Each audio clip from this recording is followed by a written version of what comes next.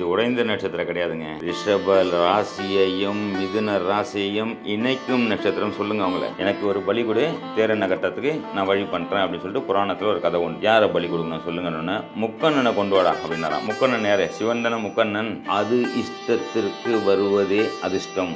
அதை என் இஷ்டத்துக்கு வர வைக்கணும். என்ன பண்ணலாம்? கர்மாவை கழிக்க வேண்டிய ஒரு இடம், உங்களை நீங்கள் சார்ஜ் பண்ணிக்க வேண்டிய ஒரு இடம், ஒரு கோவில் எதுன்றதை நான் சொல்கிறேன்.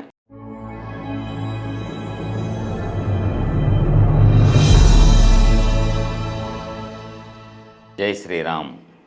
ரிஷபராசி அன்பர்களே, குறிப்பாக மிருகசீரிஷ நட்சத்திரத்தில் பிறந்த ரிஷபராசி அன்பர்களே, ரிஷப லக்ன நண்பர்களே, இப்போ நம்ம கொடுக்குற பதிவு எல்லாமே லக்னத்தை பேஸ் பண்ணி தான் கொடுக்குறோம். லக்னம் எதுன்னு தெரியலன்னா கூகுள் ப்ளே ஸ்டோரில் நம்மளுடைய அஸ்ட்ரோநிவர்த்தி ஆப் இருக்குது. அதை போய் நீங்கள் டவுன்லோட் பண்ணிக்கிட்டு உங்களுடைய date of birth, time of birth, place of birth கொடுத்தீங்கனாலே ஜாதகம் ஜென்ரேட் ஆகிடும். அதில் போயிட்டு லக்ன ஆரம்பம்னு சொல்லிட்டு அந்த ராசி கட்டத்துக்கு கீழே லக்னம் ரிஷபன் வந்திருக்கும். அதே மாதிரி ரிஷபன் அந்த கோடு வந்திருக்கும் ராசி கட்டத்தில். லக்ன ஆரம்பம்ன்றது பார்த்திங்கன்னா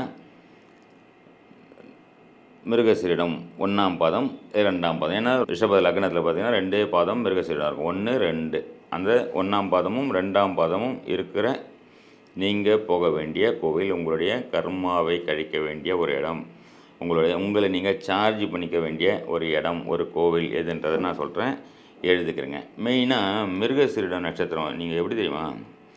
2 பேர் சண்டை போட்டு 2 குடும்பம் பிரிஞ்சிருந்துன்னு வச்சுங்களேன், தைரியமாக போயிட்டு நீங்கள் அவங்க 2 பேரும் சேர்த்து வைக்க முடியும். சாதாரணமாக ஜோதிடர் சொல்லுவாங்க, எல்லாமே பார்ப்பீங்க, யூடியூப்பில் சொல்லுவாங்க.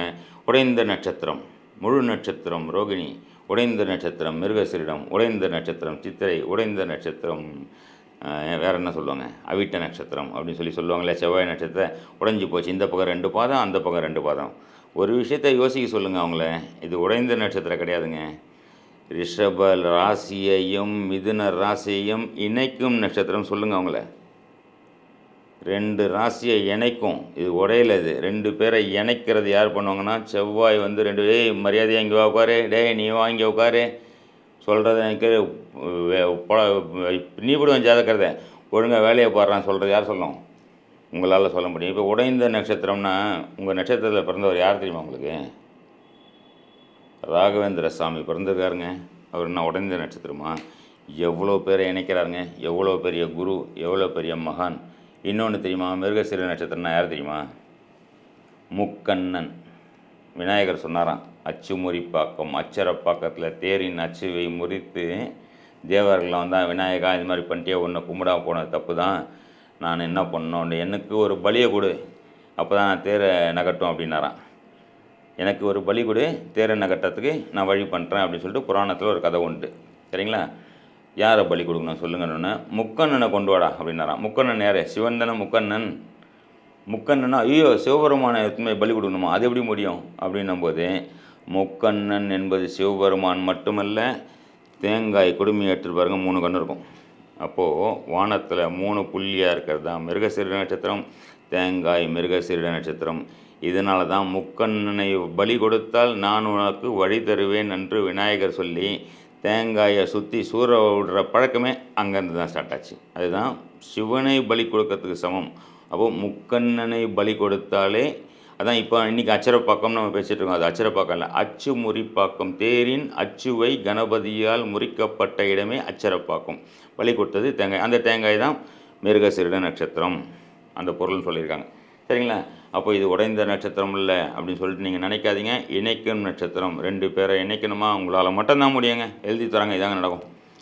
இணைக்கும் நட்சத்திரம், அவ்வளோ பவர் உங்களுக்கு. சரிங்களா? அப்போ நீங்கள் எந்த கோவிலுக்கு போகணும் எழுதிக்கிறங்க. ஆதி நாராயண பெருமாள் கோவில்.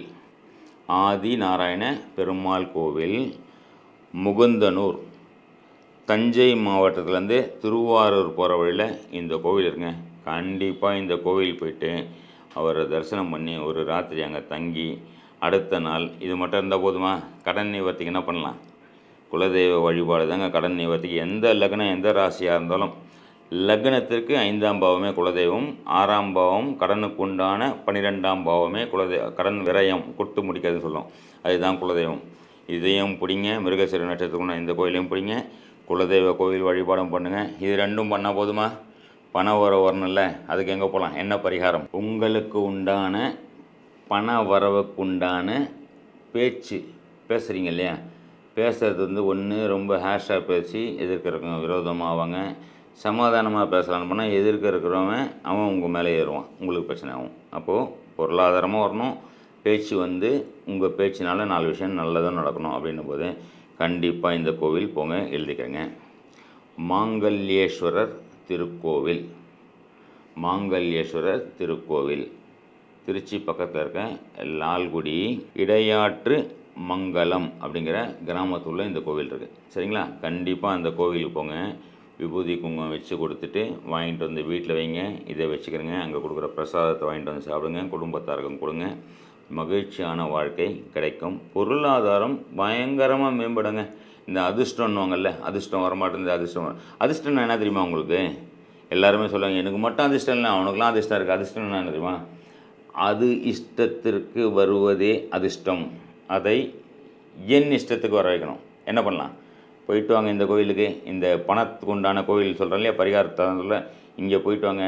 நம்ம இஷ்டத்துக்கு வரங்க, இவன் இஷ்டத்துக்கு வரங்க, உங்கள் இஷ்டத்துக்கு வரங்க. அது இஷ்டத்துக்கு வர்றது என்றைக்கோ ஒரு நாள் தாங்க வரும். நம்ம இஷ்டத்துக்கு வர வைக்கணும். என்ன பண்ணணும்? பண வரவுக்கு உண்டான பரிகார ஸ்தலத்துக்கு போகணும், ஆட்டோமேட்டிக்காக வரங்க. நம்பிக்கையோடு போங்க, வரும். சரிங்களா? நன்றி, வணக்கம், ஜெய் ஸ்ரீராம்.